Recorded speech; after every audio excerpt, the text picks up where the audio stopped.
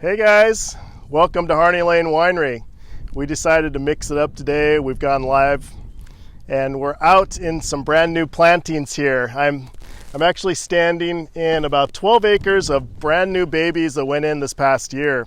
We're going to show you some different things that we've got going on with our Albariño and some other new plantings, and we're going to show you the differences. This week though, we've been talking all about Earth Week and sustainability. And as we walked out here getting ready to film, I found something super cool that I want to show you to start off with, because these are the things that we talk about all the time about what we do and how we do it to sustain our farm for the future. And one of the most susceptible insects we have, most delicate insects that we have that operate out here on our farm are ladybugs. Ladybugs are susceptible to very minor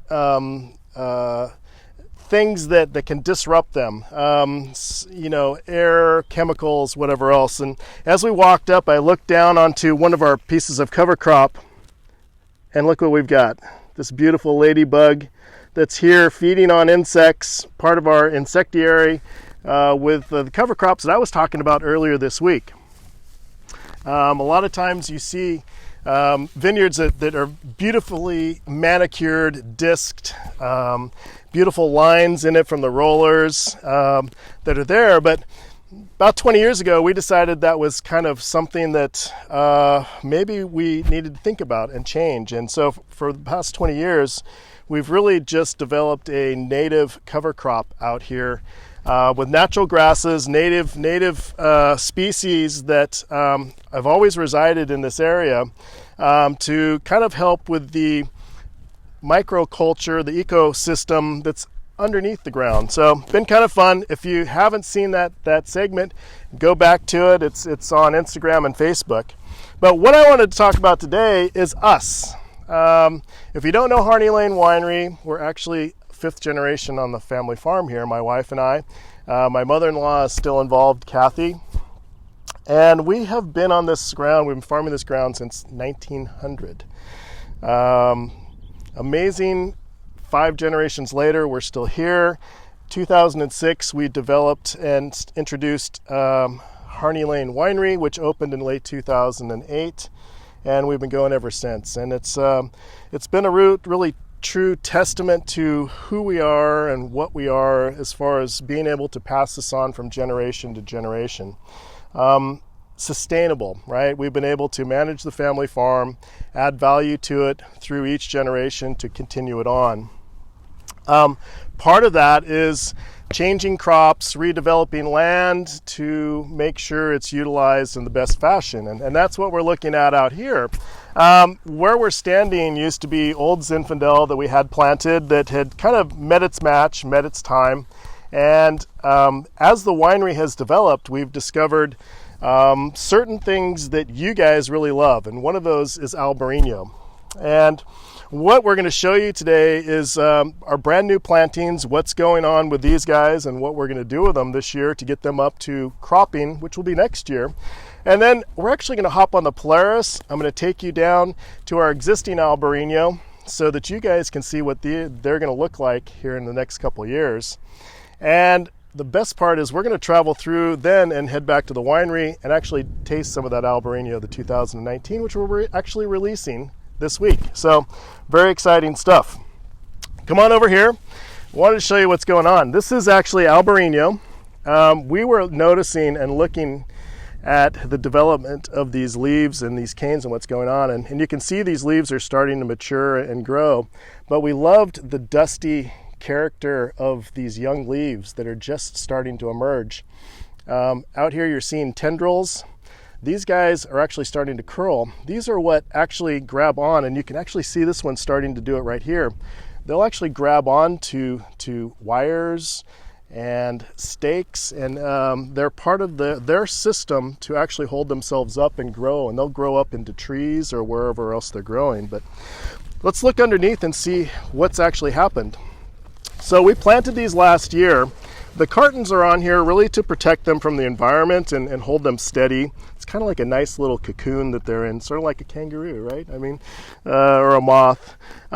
These vines actually came from a nursery last year, and this is a little bit, things are much different today than what they were way back when in the 1900s. And so if you think about Lizzie James vineyard, our beautiful Zinfandel vineyard that was planted back in 1904, we would have taken one of these canes that was hardened off at the end of the season, cut it, stuck it in the ground, and it would have rooted and taken off. So we would call that kind of an unrooted vine.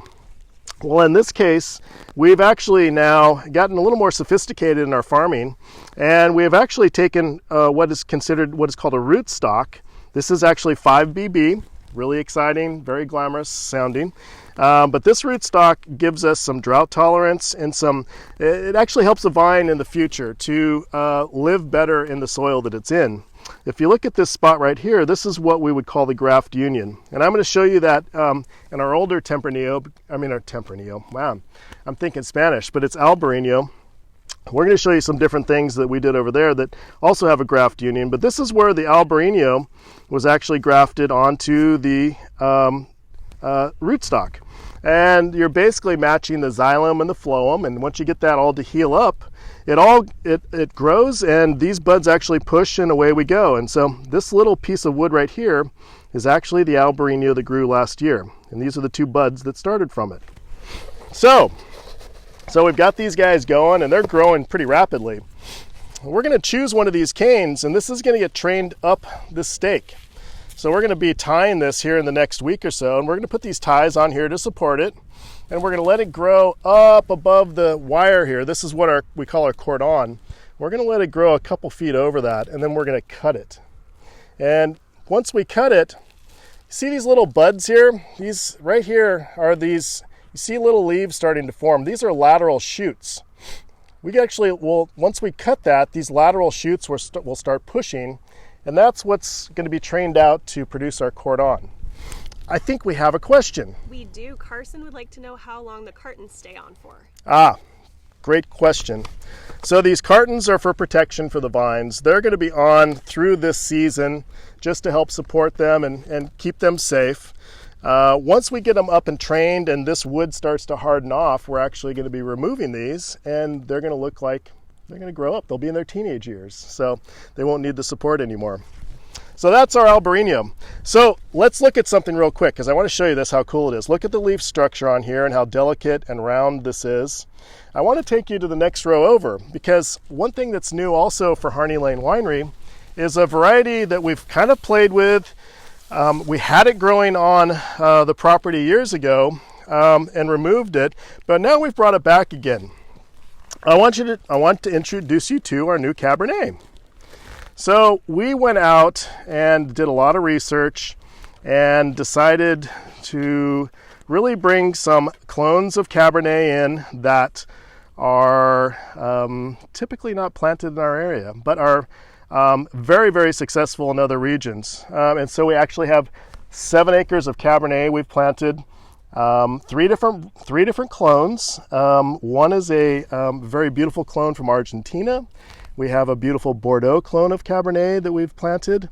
And we also have what's called the Old Jackson clone, which is very cool because this is a clone that was brought into a research station up in Jackson around the turn of the century, or even before, I think.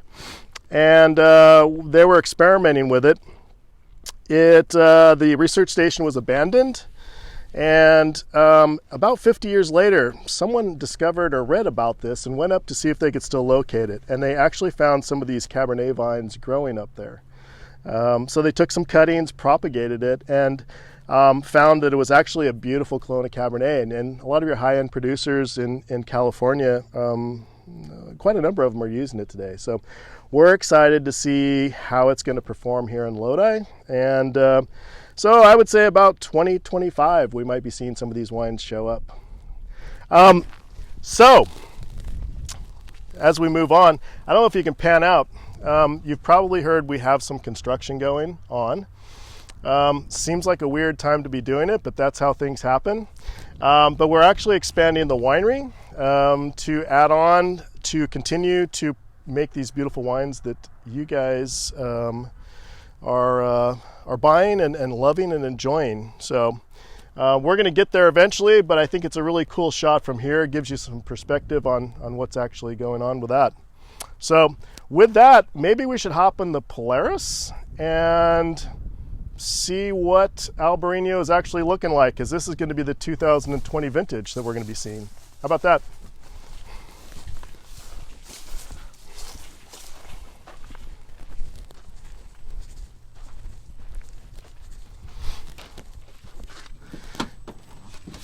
So this is, we're on the south side of our property here, and we have a lot of different varieties planted. We have, actually just to the east of us, behind us, is actually our Tempranillo. If you can see that back there, the green. And we're gonna head forward here and run down the rows a little bit, and you're actually gonna get to see some of the other varieties that we grow. So this is all the beautiful Albariño that's out there. It's amazing how quickly they've taken off. They emerged about 3 or 4 weeks ago, and vines are fun because when they emerge, they aren't able to really photosynthesize yet because they don't have any of that green leaf out there, and so they're really relying on their carbohydrate storage from the year prior to actually get them out until the leaves grow and then they start producing energy again. What you're looking at now is our Petit Syrah. The 2017 we have released now is off the charts. We have absolutely loved this vineyard and what it's producing, and we're really excited about what we're going to see in this coming season.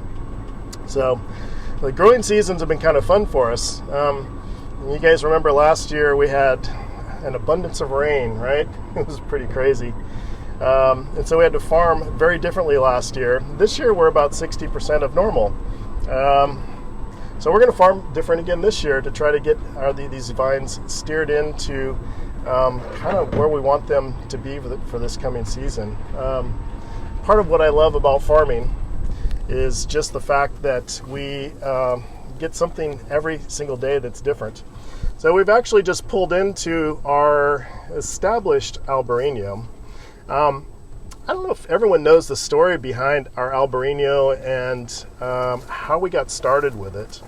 And even the winery itself, it's kind of funny. It's, Georgia and is being the 5th generation on the family farm, and myself now farming on the property for about 25 years. The winery itself was kind of our way of adding value to the family farm.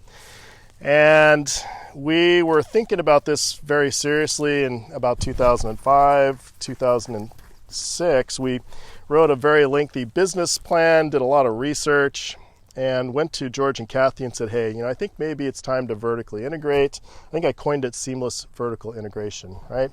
We have the vineyards, build a little winery, make a little wine, sell our wares, and all is good. And we thought about it, talked to them, and George's like, well, I don't know if I really want to be involved in this so much. I'm in my 60s. I kind of want to settle down a little bit. But he's like, if we're going to do this, we need to be 100% estate grown. It's like, okay. And so that sounds easy, but being 100% estate grown is actually a pretty cool piece of the puzzle, because he kind of set that in play without us really thinking all about it. But what it means is that every wine that we produce comes from the vineyards that we have our hands on and grow. And so every grape that comes in comes from a vineyard that we have tended as a business ourselves. And that really makes a difference in the end product. We know we can go in, we know what we've done from the moment we started pruning the vine to set it up for the season, and we know how we've set it up through the whole growing season to get it to where we want it to be to hit that particular target. So that was a beautiful thing. Kathy was fun too, because she said, well, yeah, we need to be 100% estate. And I love Albariño. And so we need to have Albariño in our portfolio. Well, sounds easy enough, but we didn't have Albariño planted on the property. And so we're thinking, okay, Albariño, how are we going to fast track our way into it? So what we have here is about 2.5 acres of Albariño that was actually grafted onto Chardonnay. So we talked about the babies over there, how we have the rootstock and the Albariño that was grafted onto it.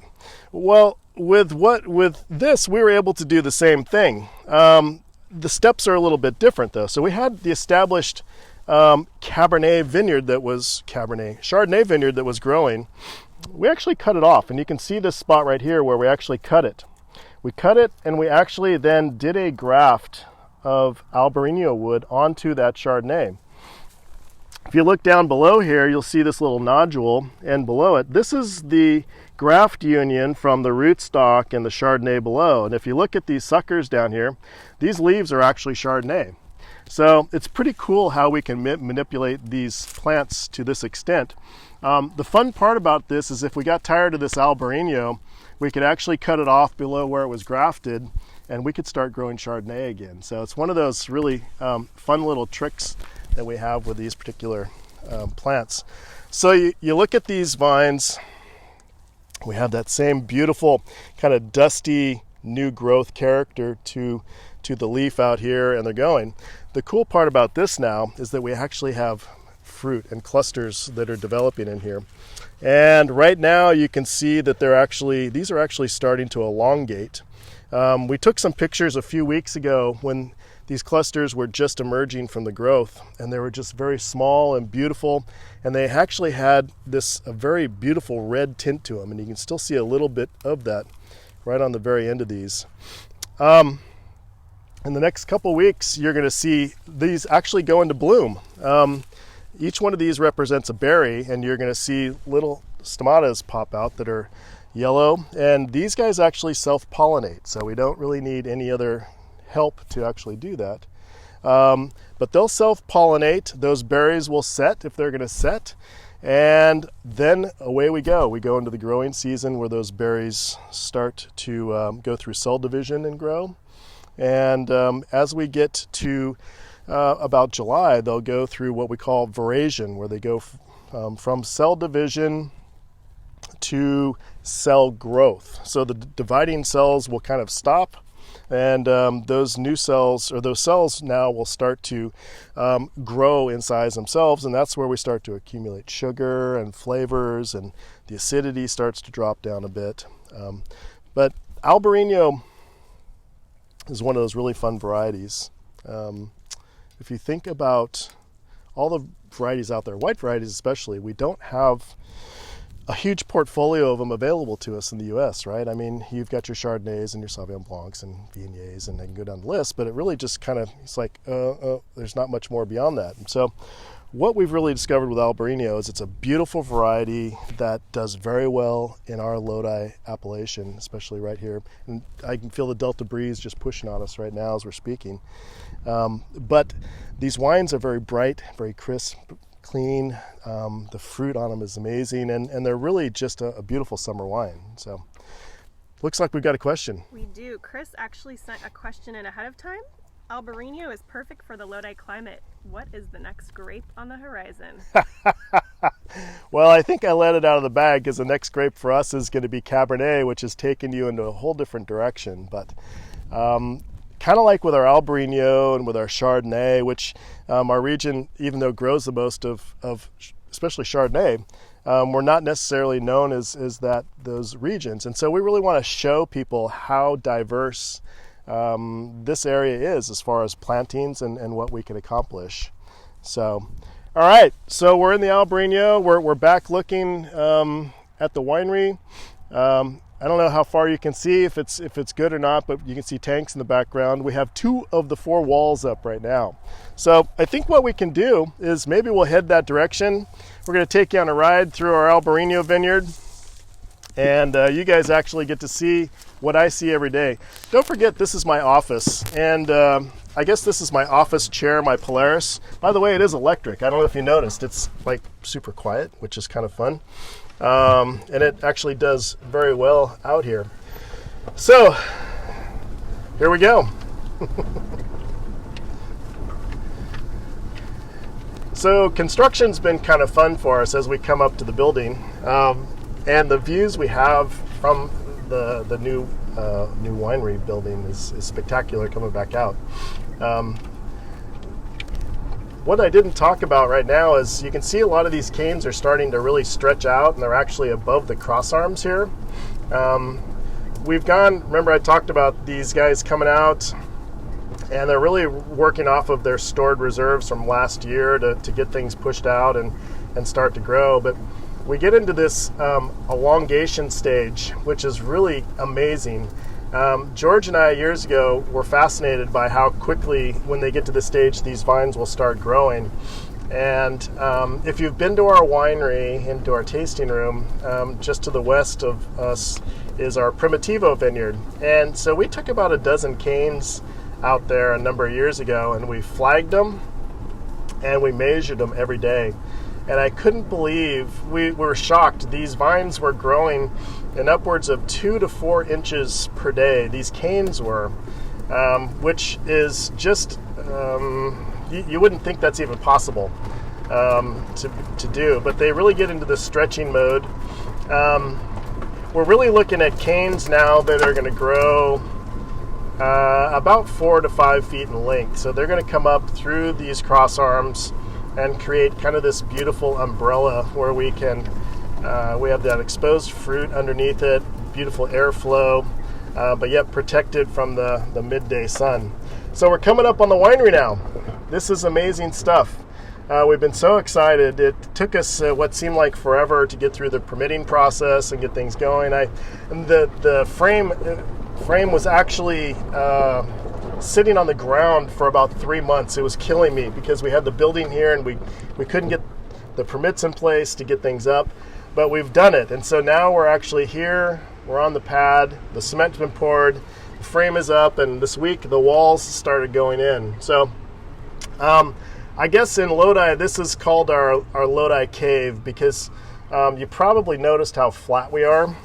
And other regions have mountainous areas where they can dig into a hillside and have that insulation and whatnot.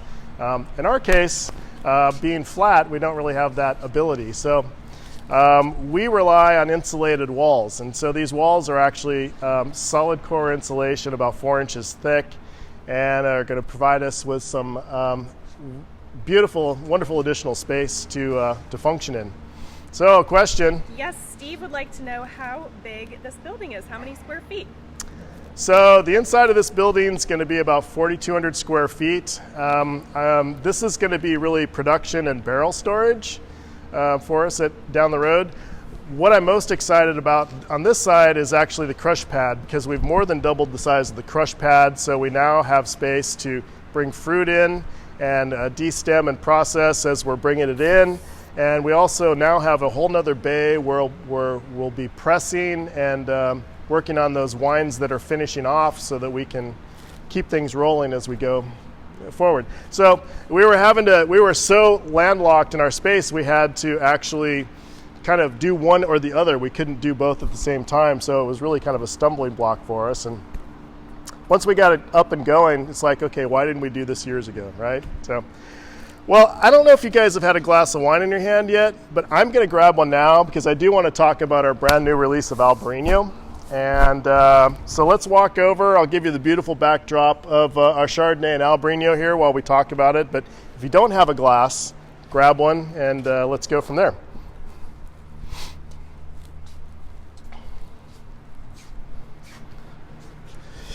It's good stuff. So this is our 2019. Pretty proud of this one. This is this was a fun season last year. You get challenges through farming. You have some years that are very easy. They seem to everything just happens perfectly. No real big issues. Things happen when they're supposed to. Last year was a different story because of the amount of rainfall we had. What we look at in the vineyard is being able to utilize, there's kind of a soil moisture that's trapped down in there. So it's called a soil water capacity, where certain soils can hold more water than others. We have these nice sandy loams that hold a reasonable amount of moisture, but we want the vines to be able to use that up so that then we can manipulate their growth rates from there on out. So if we're going to irrigate any of our varieties, which some of them we do, Chardonnay and Albariño do get irrigation. We typically will start that in kind of about mid-May, mid to late May, sometimes June. Last year, because of the amount of rainfall we had, it took those vines through almost the middle of July before they finally started slowing down and showing signs that they needed us to intervene. And so it made farming challenging in that we had to do things totally different. We had to stall some of the things that we would normally do, like shoot thinning or fruit thinning, to help kind of put a load on those vines to absorb a lot of that extra energy that it had. But what we came up with in the end of that was a pretty amazing wine. I have a bug floating in it already. It's really, we're out in nature. So, Albariños, they're crisp, amazingly clean. I always call this a lounge chair and a pool wine. It's a great summer wine because it just has that nice brick of acidity. There's nice honeysuckle on the nose. Get really nice nectarine. There's lemon, Granny Smith, but there's fruit in this. Albariños sometimes can get very linear and very one-dimensional, I think. We pay a lot of attention to what we're doing in the winery as we go through fermentation with this, which is very interesting and a lot of fun. Our fermentations with Albariño sometimes will span 25 or 30 days. The flavors that are captured in this wine are highly volatile. And so one of the things we do is we go very slow and very cold with these fermentations. So the one thing that you find when you walk into a winery or you get towards a winery is you get those wonderful smells during fermentation, right, during harvest. And this is one of the first varieties that come in. It's one of the earliest to harvest. But what you don't really want to smell is a significant amount of that, because what that means is all those flavor molecules that should be trapped in this beautiful wine are now blowing off into the atmosphere because it's fermenting very fast and it's disappearing. And so we love this to go really slow, nice and easy, and it really makes for a beautiful fruit-forward Albariño that I think is very indicative of our site of Lodi. There isn't a tremendous amount of acres planted in California, and so I think stylistically we're still trying to figure out who we are as an Albariño producer. But I really love the minerality that comes out. I love the acidity, and I love the fruit. And it's one of those things where when this hits your palate, it just kind of really opens up, and it's a very broad spectrum that hits. So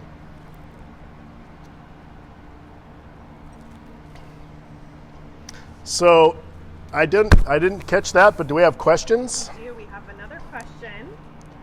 Michael asked, how do you get the wines to taste so good? It goes back to being estate grown, right? I love the fact that when I talk to my guys and we look at our schedule for the week, it's all about timing of everything that we do, and the timing is really captured in the end product, which is the wine. So being estate grown, we have the ability to time all of these steps exactly the way we want it, all the way down to harvest. So we can actually literally decide on a Thursday that we want to harvest Friday morning. And so we'll be in at 3 o'clock in the morning, Friday morning, to pick this fruit when it's cool. It's on site, so its trek to the winery is literally minutes before it hits the press or hits the destemmer based on the variety. But it's all about the attention to detail. These are small lot, handcrafted wines. We're really trying to capture the essence of each one of these particular vineyards that are growing out here. So, Courtney would like to know what Kathy thinks of this wine. She thinks it's the bomb. Kathy, my mother-in-law, is who we're talking about. Kathy loves Albariño. She loves it cold. I can rib her a little bit because if there's an ice cube close by, she might even throw it in, which is like, everyone can drink it however you want to drink it. So, favorite pairings with this? I love it with sushi. I love it with anything barbecue, chicken. It loves spice.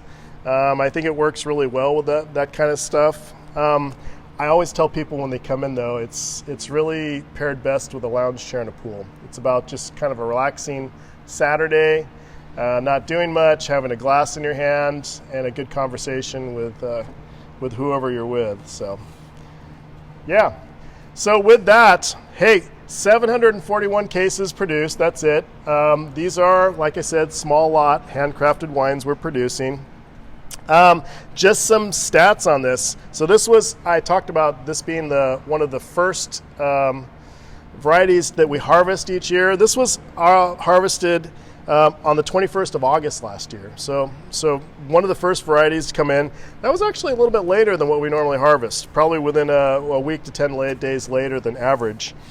We bottled it in January on the 17th, just released it this week. So if you haven't had it, you need to try it. If you've never had Albariño, go out and get one or find us. These wines are available here at the tasting room. You can hit us at harneylane.com on our online store, and definitely grab a bottle, see what you think. I think you guys will really enjoy it. So, any other questions? So we're good. So I think with that, I hope you guys have enjoyed the day. This is a little different because we're just not standing in one spot and listening to me talk. And this has been a challenge, not a challenge for me. It's been different because I always tell people the reason why we started the winery is so I didn't have to talk to myself in a tractor all day, right? And so I'm talking into a camera, which I'm still talking to you, but it feels different. Everything's just kind of a little bit crazy and a little unnerving at the moment. So I cannot wait to get all you guys back in the tasting room. If you haven't been here, I really hope you stop by one of these days soon. Tell me you saw me on Facebook or on Instagram, and I'll definitely raise a glass to you. So I think we've got one more question. We do. Elaine would like to know if we blend any other grape into our single varieties. So we, for the most part, do not. We don't always toot our own horn, but we're really respectful of each one of these vineyards and what they're able to produce. Really, the only variety that we have that is any sort of a blend is our home ranch Zinfandel. And that actually has Zinfandel coming from two different vineyards with just a hint of Petit Syrah in the backbone. But every other wine that you taste that comes from Harney Lane Winery is a single vineyard designated wine that's pure and it's not blended. So we, I think, are very proud of that point. We don't have to blend out or change anything. It's really starting in the vineyard first, and then we just keep from messing it up in the winery. So, but that's it. So, all right. Well, with that, guys, I'm sure you've heard plenty of me for today. Thanks for coming out and joining us. Enjoy your weekend, and let's get this world back to normal, huh? With that, cheers. Thanks for joining Harney Lane Winery, and we hope to see you guys soon.